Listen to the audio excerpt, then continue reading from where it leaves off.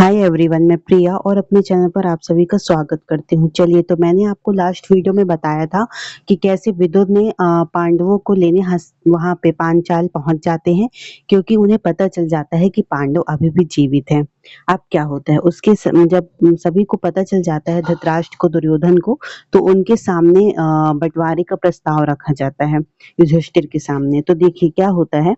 तो देखिए दोस्तों, आपको वीडियो पूरा देखना है, बिल्कुल भी स्किप नहीं करना है और हमारे चैनल को सब्सक्राइब भी करते चलना है। देखिए, दूसरे दिन ही हस्तिनापुर के राज्य दरबार में राज्य सभा बैठी थी।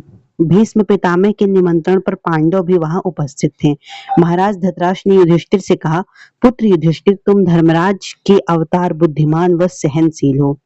पांडु नंदन होने के कारण हस्तिनापुर पर तुम्हारा अधिकार था, और जब मतलब और आज भी है, परंतु भ्राता पांडु के आकस्मिक निधन के बाद अस्थायी रूप से मुझे सिंहासन पर बैठा दिया गया, क्योंकि उस समय तुम बहुत छोटे थे। अतः मेरे राजा बन जाने के फलस्वरूप ही दुर्योधन के मन में हस्तिनापुर का अगला शासक बनने की आकांक्षा जाग उठी है। अतः हमारे वंश में बुजुर्गों ने यह निर्णय लिया है कि राज्य को दो भागों में बांट दिया जाए। एक भाग तुम्हें दे दिया जाए, दूसरा भाग दुर्योधन को, ताकि वंश में शांति कायम हो और आपसी प्यार बना रहे। पुत्र, मुझे आशा है कि तुम मुझे निराश नहीं करोगे और इस बंटवारे को स्वीकार कर परिवार शांति बनाने में सहयोग दोगे। तो कहते हैं, वत्स, ऐसा होने पर तुम दोनों भाइयों के बीच मतभेद मिट सकेंगे। अतः सबकी इच्छा यही है कि तुम खांडव प्रस्थ को अपनी नई राजधानी बनाकर सुखपूर्वक राज्य भोगो।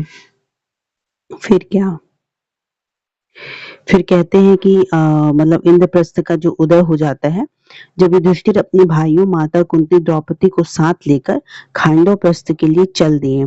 वहां पहुंचने पर प्रजा ने उनका हार्दिक स्वागत किया। धीरे धीरे खांडव प्रस्थ एक सुंदर और समृद्ध नगर बन गया। पांडव ने अपनी नई राजधानी बनाई, जिसे इंद्रप्रस्थ नाम दिया। वहां पर एक सुंदर महल बनवाया और पांचों पांडव, द्रौपदी और माता कुंती सहित सब कोई आनंद से रहने लगे। उसके बाद क्या होता है कि कुछ दिन बाद पांडवों का समझौता होता है। कहते हैं कि एक दिन पांचों पांडव दरबार में बैठे थे। एकाएक ही महर्षि नारद वहां आ पहुंचे। वे पांडव को उनकी पत्नी द्रौपदी के विषय में कुछ उपदेश देने आए थे।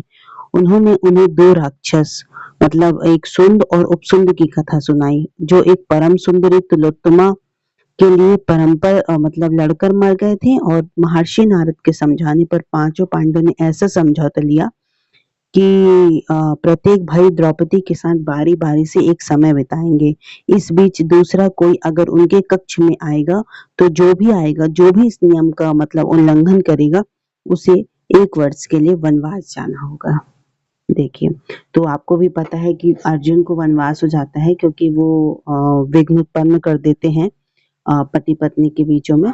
तो चलिए दोस्तों, आई होप आपको बहुत पसंद आया होगा। मैंने आपको इसमें बताया कि कैसे इंद्रप्रस्थ का उदय होता है और युधिष्ठिर के सामने पांडवों धृतराष्ट्र का बंटवारा रहता है, जिसमें कुछ जो आधा आधा जो राज्य का रहता है, वो सब बांट दिया जाता है।